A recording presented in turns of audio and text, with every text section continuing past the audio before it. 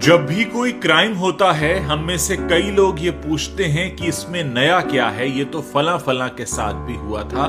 लेकिन इस वीडियो में मैं आपको जो क्राइम बताने जा रहा हूं उसे सुनकर आपके कान खड़े हो जाएंगे, क्योंकि आपने अभी तक ये तो सुना था कि फोन पर किसी से ओटीपी शेयर मत करना। लेकिन ये जो अपराध अब हो रहा है, खासकर राजधानी दिल्ली में हुआ है एक शख्स के साथ, और उनके अकाउंट से करीब करीब 50 लाख रुपए चले गए। जानते हैं उनकी गलती क्या थी? उनकी गलती सिर्फ वो थी जो आप भी शायद रोजाना करते होंगे। उन्हें एक नंबर से कॉल आया, उन्होंने वो कॉल उठा लिया, वहां से कोई आवाज नहीं आई, इधर से ये हेलो हेलो कर रहे थे और चंद सेकंड के अंदर उनके अकाउंट से 50 लाख रुपया चला गया। ये बिल्कुल नई तरह का अपराध है। अभी तक पुलिस इसके बारे में पता नहीं कर पाई है कि कौन सी टेक्नोलॉजी इस्तेमाल की गई है, लेकिन ऐसा लगता है कि जिस शख्स ने इन्हें फोन किया उसके पास इनके फोन का रिमोट एक्सेस आ गया था, और जब तक ये हलो हलो कर रहे थे, इधर से कोई आवाज जा नहीं रही थी, उतनी ही देर में, क्योंकि उस शख्स के पास इनके फोन का रिमोट एक्सेस था, उसका काम हो गया। इसके बारे में पता किया जा रहा है। कुछ लोगों ने मुझ तक ये शिकायतें पहुंचाई हैं और ये रिक्वेस्ट की थी कि हम अपने प्लेटफॉर्म पर इसके बारे में बात करें। दोस्तों, अब ये पुरानी बात हो चुकी है कि अपना ओटीपी शेयर मत करना। आपको ठगने वाले अब एक कदम आगे निकल चुके हैं। ऐसे में आपको भी तैयारी पक्की करनी होगी। पहली बात तो ये है कि अगर अनजाने नंबर से फोन आ रहा है, कोशिश कीजिए मत उठाइए।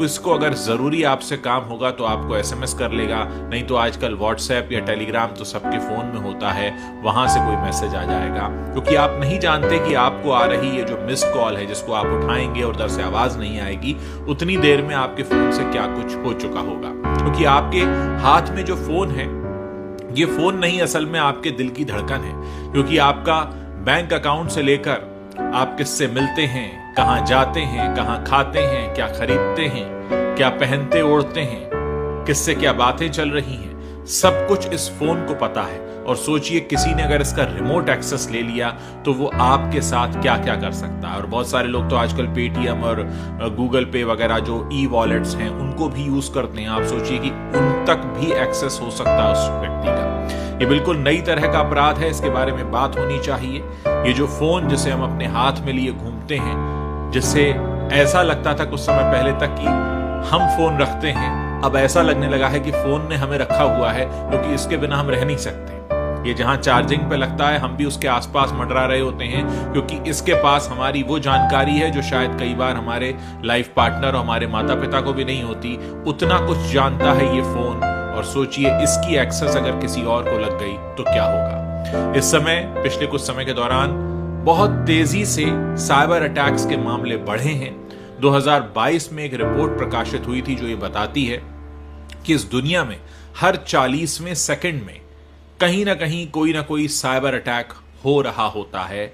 और इनमें से 94% साइबर अटैक्स ऐसे हैं जो ईमेल के जरिए होते हैं। और इस दुनिया की 64% कंपनीज ऐसी हैं जिनमें कभी ना कभी साइबर अटैक तो हुआ ही है। पिछले दिनों राजधानी दिल्ली के एम्स हॉस्पिटल के सर्वर पर भी अटैक हुआ था, जहां से बहुत सारे वीवीआईपीस का डेटा चोरी हो गया था, जिसकी तादाद करीब 4 करोड़ के आसपास बताई जाती है।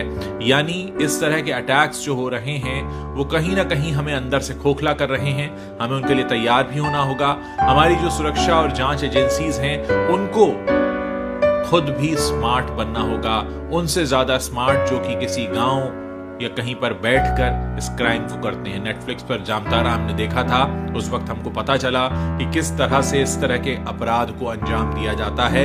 ऐसे में जरूरत इस बात की है कि इसके बारे में बात हो, क्योंकि जब तक बात नहीं होगी, हम सचेत नहीं होंगे। इस वीडियो को ज्यादा से ज्यादा लोगों तक पहुंचाइए, उनको बताइए कि आपके फोन पर आ रही मिस कॉल भी आपका खाता खाली कर सकती है।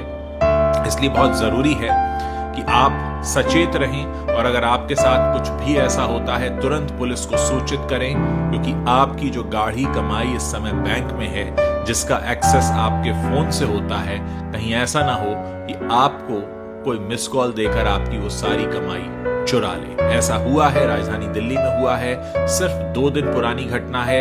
यानी जब एक शख्स को 50 लाख रुपए चुराने में कामयाबी मिल गई हो, और उसका पता लगाना तो दूर लोग उसकी अभी टेक्नोलॉजी ही ना पता कर पा रहे हों, इसका मतलब यह है कि हम सब खतरे के निशाने पर हैं। यानी हमारे आपके फोन पर भी वो नंबर घनघना सकता है, और अगर वो घनघनाया और हमने उठाया और उतनी देर हमने हलो हलो बोला और उतनी देर में हो गया हमारा अकाउंट खाली, तो फिर सोचिए आप कहां जाएंगे। पुलिस एक कोशिश कर सकती है, लेकिन तब तक आपकी गाढ़ी कमाई जा चुकी होगी। इसलिए सचेत रहिए, इस वीडियो के बारे में बात करिए, लोगों को बताइए। अभी तो हमें पहला काम यह करना है कि लोगों को बताना है ऐसा हो रहा है। बहुत सारे लोग इस बात को नहीं जानते हैं, और मेरा जो प्लेटफॉर्म है इसका इस्तेमाल मैं इसलिए करना चाहता हूं ताकि ज्यादा से ज्यादा लोगों तक ये बात पहुंचाऊं। इस वीडियो को शेयर कीजिए, लोगों को बताइए कि ऐसा भी हो रहा है।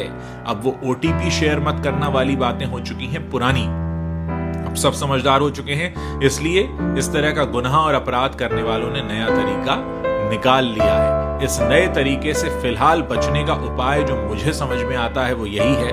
हाँ, हो सकता है आप में से बहुत सारे लोगों के लिए थोड़ा मुश्किल होगा कि जिसका भी फोन आ रहा है, अगर आपको उसका नाम नहीं पता है, आपके मोबाइल में वो नंबर सेव नहीं है, तो सामने वाले शख्स को SMS करने दीजिए, सामने वाले शख्स को WhatsApp करने दीजिए। जब आप पक्की तरह से निश्चिंत हो जाएंगे जो सामने वाला शख्स आपको फोन कर रहा है वो जेन्युइन है, आपके किसी जानने वाले का जानने वाला है, या आप उसका नाम पता जानते हैं, तभी वो फोन कॉल उठाइए। क्योंकि अगर आपके साथ ऐसा होता है तो निश्चित तौर पर ये एक ऐसी बात होगी कि पता तो था और फिर भी गलती हो गई। दिल्ली में जिनके साथ हुआ उन्हें तो पता ही नहीं था, उनके साथ ये पहला अभी तक का अपराध हुआ है जिन्होंने पुलिस को सूचित भी किया है, और पुलिस ने एक स्पेशल टीम बनाई है जो उसकी जांच कर रही है। लेकिन अगर किसी एक शख्स के साथ अपराध हो जाए तो हमारी जिम्मेदारी ये बन जाती है कि हम बाकियों को सूचित कर दें ताकि बाकी इस मुसीबत से बच सकें। समाचार जो प्लेटफॉर्म्स होते हैं, या मेरा भी सोशल मीडिया प्लेटफॉर्म है, उनका काम सबसे पहला यही होता है कि लोगों को चेतावनी देना, बताना कुछ नया हो रहा है, आप उससे कैसे बच सकते हैं। जब जानकारी ही नहीं होगी तो बचाव कैसे होगा। पहला स्टेप हम ले चुके हैं, जानकारी ले चुके हैं, अब जानकारी को फैलाना है, लोगों को बताना है ताकि ज्यादा से ज्यादा लोगों को हम सुरक्षित कर पाएं। आप अपने घर में लोगों को भी बता सकते हैं कि इस तरह से आ रहे किसी भी नंबर को न उठाएं। मेरे बहुत सारे दर्शक हैं जिन्होंने मुझे स्क्रीनशॉट्स भी भेजे हैं। उन नंबर्स को शेयर करने का फायदा इसलिए नहीं है क्योंकि ये नंबर चेंज हो जाते हैं, क्योंकि जो अपराध करने वाला शख्स है वो भी जानता है कि एक बार नंबर पब्लिक हो गया तो उसके बाद उसे नंबर बदलना पड़ेगा। इसलिए इस बात से कोई फर्क नहीं पड़ता कि वो नंबर कौन सा है। अगर आपके फोन में वो सेव नहीं है और आपको कुछ गड़बड़ लगता है तो मत उठाइए, सामने वाले को SMS भेजने दीजिए, अपना नाम पता बताने दीजिए। जब आप पूरी तरह से आश्वस्त हो जाएंगे कि आप उसे जानते हैं और वो कोई चोर चक्का नहीं है, वो आपके साथ कुछ गलत नहीं कर सकता है, तभी आप उसके फोन को उठाएं और उठाकर उससे बात करें। उम्मीद है बात आपको समझ में आई होगी और आप जल्दी से जल्दी और ज्यादा से ज्यादा संख्या में इस वीडियो को शेयर करेंगे, ज्यादा से ज्यादा लोगों तक पहुंचाएंगे ताकि हम सबको बचा सकें।